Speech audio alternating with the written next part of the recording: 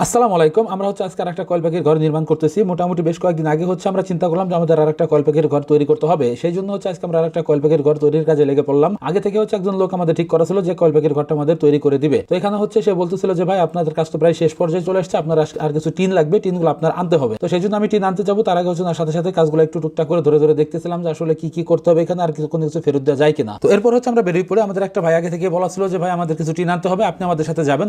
সে বললো যে ঠিক আছে ভাই, কোনো সমস্যা নেই, আমাদের যাই টিনগুলো এনে দেবো। এরপর আমরা বেরিয়ে পড়ে এখান থেকে। এরপরে আসার পর টিনের ঘরের সামনে আমাদের ভ্যানটা এনে রাখা হয়। এরপর ভ্যানওয়ালা বলে যে ভাই আমার ভ্যানে একটু সমস্যা হয়েছে, আমি আপনাদের টিন নিয়ে যেতে পারবো না। তো এই জন্য তাকে টাকা দিয়ে বিদায় করে দিয়েছিলাম যে ভাই তাহলে আপনি টাকা নিয়ে চলে যান, আমরা যাওয়ার সময় একটা ভ্যান ঠিক করে টিন আমরা এখান থেকে নিয়ে যাবো। পরে ভাই বললো যে ভাই যদি এর মধ্যে ঠিক হয় তাহলে আমি অবশ্যই আপনাদের টিনগুলো নিয়ে দিয়ে আসবো। পরে বললাম ভাই সমস্যা নাই, যদি আপনি পারেন আইসেন, আর না পারলে আমরা একটা ভ্যান করেই আমরা এখান থেকে টিনগুলো নিয়ে যাবো। এরপর আমরা টিনের দোকানে গেছিলাম। টিনের দোকান যাওয়ার পর দেখতেছিলাম যে টিনগুলো কোনগুলো নেওয়া যায় বা কেমন টিন দিলে আমাদের ভালো হয়। তো যেহেতু আমরা খামারে ব্যবহার করবো, আমাদের তেমন একটা দামি কোনো টিন লাগবে না। এর কিছু সময় পরে টিনের দোকানদার চলে আসে ভাই বলে যে দেখেন আপনার কোন টিনগুলো পছন্দ হয়। আমি বললাম যে ভাই আপনাদের এখানে সবচেয়ে কম দামি যে টিনগুলো আছে আমরা সেগুলো নিতে যাচ্ছি, কারণ আমরা আমাদের খামার ইউজ করবো, আমাদের তেমন দামি কোনো টিনের কোনো প্রয়োজনই নাই। যেহেতু খামার ইউজ করবো, দেখা গেছে যে টিন নষ্ট হয়ে গেলে পর আমাদের খামার ফেলাই দিয়ে নতুন করে আমাদের ঘর তৈরি করতে হবে, সেই জন্য আমাদের তেমন দামি টিন নেওয়ার কোনো প্রয়োজনই আসে না। এরপর এখানে যে রঙিন টিনগুলো ছিল সেগুলো আমরা দেখতেছিলাম যে রঙিন টিনগুলো এখান থেকে নেওয়া যায় কিনা। তো রঙিন টিনের দামটা বললো যে এই টিনের দামটা অনেকটাই বেশি, কিন্তু রঙিন টিনটা অনেক বেশি পাতলা ছিল, এই জন্য আমরা রঙিন টিনের কোনো কথাই বলি না এখানে। তো এখানে দেখাশোনার পরে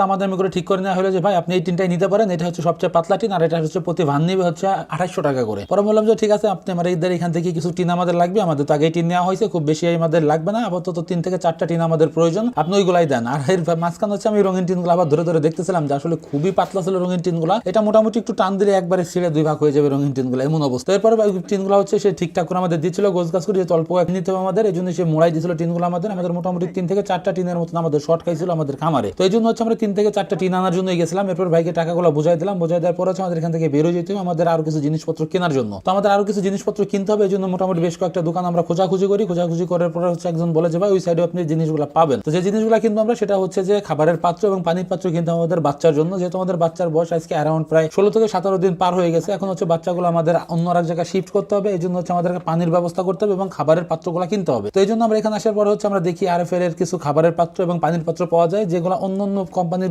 গুলা যদি আমরা নেই তাহলে অনেকটাই কমে নিতে পারি। এখান থেকে খাবারের যে পাত্রগুলো ছিল, খাবারের পাত্রগুলো আমাদের এখান থেকে দোষল 60 টাকা করে, আর একটা দোষল 70 টাকা করে। তো অন্য কোম্পানির গুলো যদি আমরা নেই, দেখা গেছে যে এই আরএফএল বা অন্য কোম্পানি বাদ দিয়ে যে কোম্পানিগুলো পাওয়া যায়, যেগুলো মূলত ভাবে আর সেগুলো খাবার এবং পানির পাত্র যেটা আমরা নেই 50 টাকা করে প্রতি পিস আমাদের এখান থেকে ধরার কথা ছিল। অন্য জায়গায় আমি কথা বলছিলাম, তো সেখানের জিনিসগুলো আমাদের পছন্দ হয় না দেখে আমরা এখান থেকেই নিলাম, যে আরএফএল আমরা নিয়ে যাই, একটু বেশি হলেও দেখতে সুন্দর লাগতেছিল, এই জন্য আমরা আরএফএল আমরা এখান থেকে নিয়ে গেছিলাম। আমাদের মোটামুটি যাবতীয় কেনাকাটা সবকিছু এখান থেকে আমাদের শেষ করে আমরা যাচ্ছি খাবার নেওয়ার জন্য। পাখির জন্য আমাদের বেশ কিছু খাবার নিতে হবে এখান থেকে। আমরা পাখিকে শুরু থেকে খাওয়াচ্ছি ব্রয়লারের প্রি স্টার্টার যেটা পাওয়া যায়, সেটা আমরা গুঁড়া করে খাওয়াইছিলাম। তো বাইরের কাছে আসলাম, বাইরের কাছে আসার পরে বাইরে বললাম যে ভাই আমাদের ব্রয়লারের স্টার্টারের কিছু খাবার দেন। সে বললো যে ভাই ঠিক আছে, খাবার এখানে আপনি আমাদের এখান থেকে পাবেন 75 টাকা করে প্রতি কেজি। আর যদি আপনি বস্তা করে নেন, বস্তা করে নিলে আপনার 3450 টাকা পড়ে, সেই ক্ষেত্রে আপনাদের 68 টাকা করে খাবারের পার কেজি পড়ে। তো আমি বললাম যে ঠিক আছে, আমার অল্প কিছু খোলা খাবার লাগবে, খুব বেশি খাবারের যেহেতু প্রয়োজন নাই, আপনি আমাকে অল্প কিছু খোলা খাবার দেন, এগুলো আমি নিয়ে যাই, পরবর্তীতে আমি অবশ্যই বস্তা নেওয়ার চেষ্টা করবো। এর পরবর্তীতে আমাদের বলছিল যে ভাই যদি আপনার আফতাবের খাবার খাওয়ান তাহলে আমাদের অবশ্যই জানাই, আমরা